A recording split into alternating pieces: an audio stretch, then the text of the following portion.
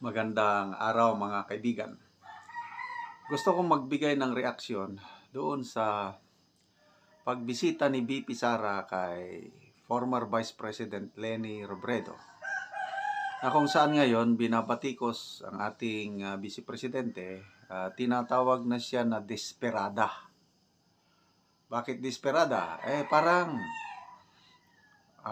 gagamitin daw niya si VP Leni para sa politiko, para sa kanyang ambisyon, something like that. Ang number one na nag-react o nagalit yung pagbisita na yon ay si ex-senator Trillanes. Okay, so klaro natin.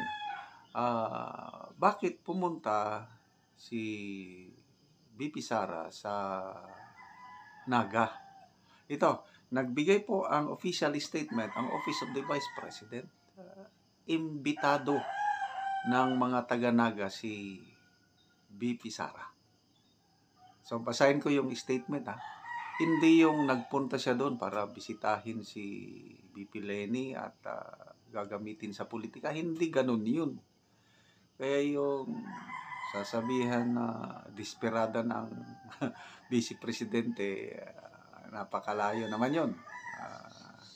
Ito, basahin ko yung official statement ng OVP tungkol sa Bicol trip.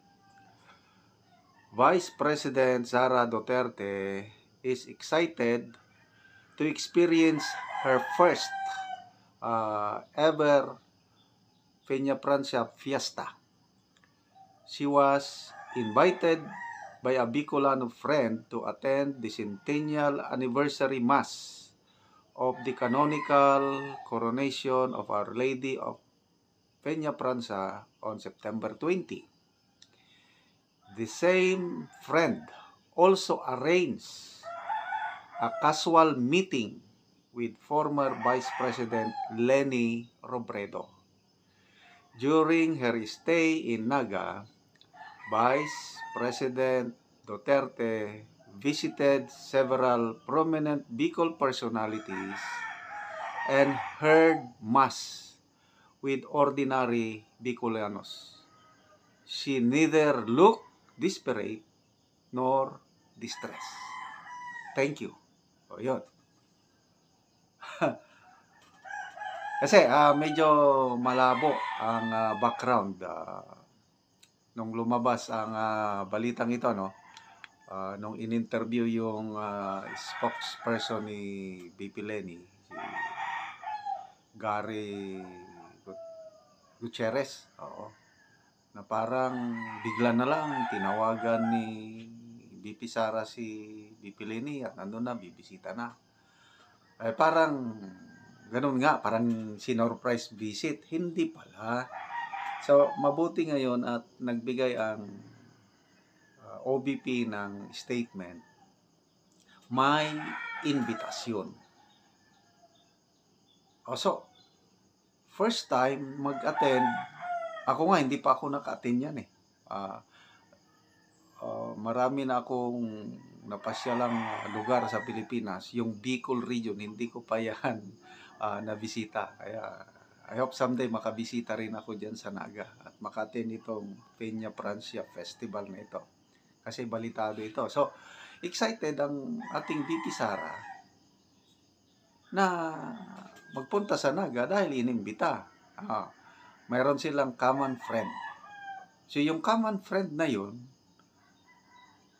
sinabihan na rin si VP Leni na bibisita, kasi parehas kaibigan eh. At nagpa-unlock naman si ex-VP Leni.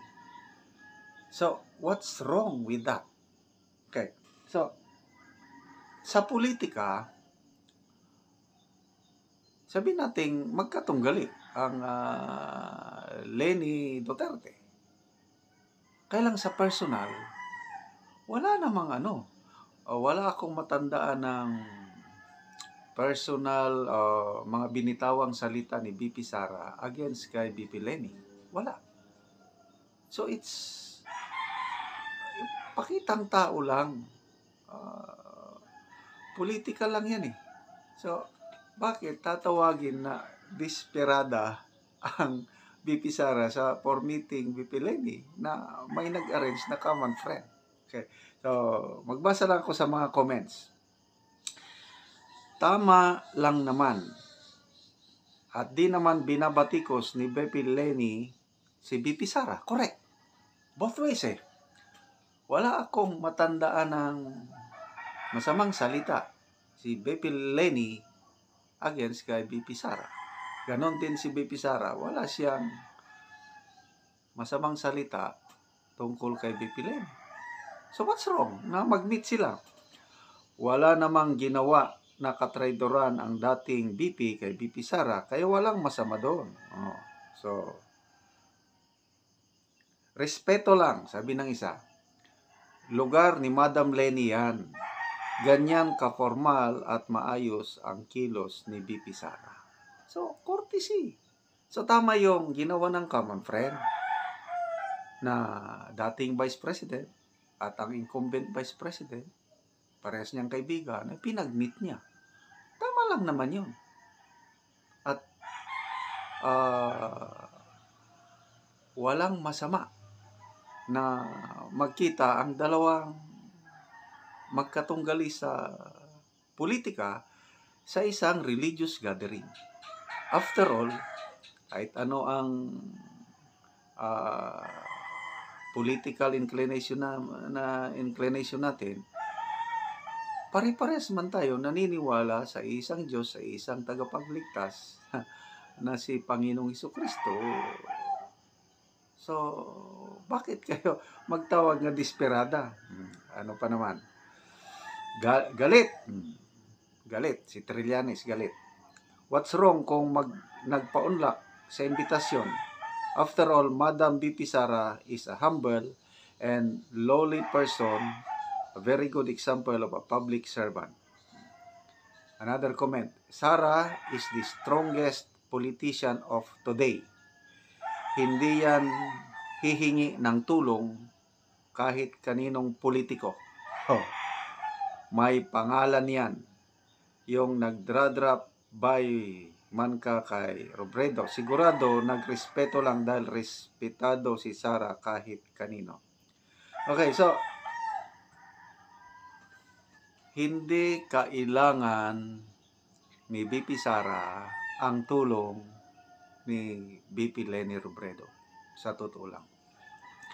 Yung pinaka-latest na survey ng Pulse Asia, si VP Sara ang may pinakamataas na approval rating. 69%.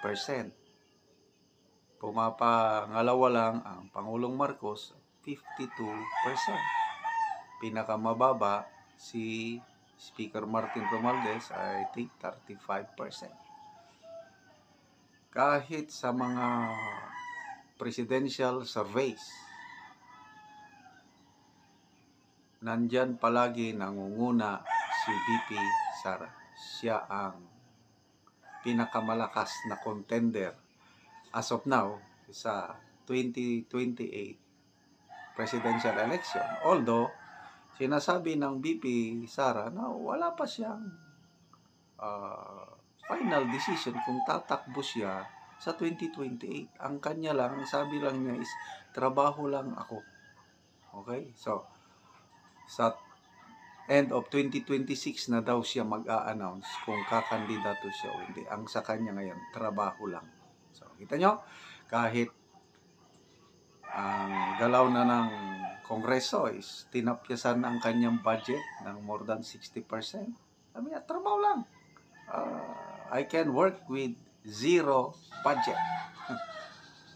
So I hope na napakalaki kasi yung tapyas ng budget niya. Ang daming natutulungan ng OBP.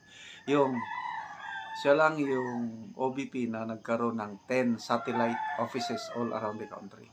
So anong ibig sabihin nun? Gusto niyang mag-reach out. Sa pahayag ng OBP, meron ng more than 2 million Filipinos na natulungan ng OBP sa kanilang social services. Yun po, yung budget na yun, yung pondo na yun, ang inalis ng Kongreso. Ang iniwan na lang yung mga pang-sweldo na lang sa mga empleyado at iba pa. Inalis nila yung social services. Siguro takot sila na kung tuloy-tuloy ang pagtulong ni VP Sara, lalo siyang mapamahal sa Pilipino. So, again, hindi desperada si VP Sara. Taliwas sa sinasabi, lalo na ni Senator Trillian, nagalit eh.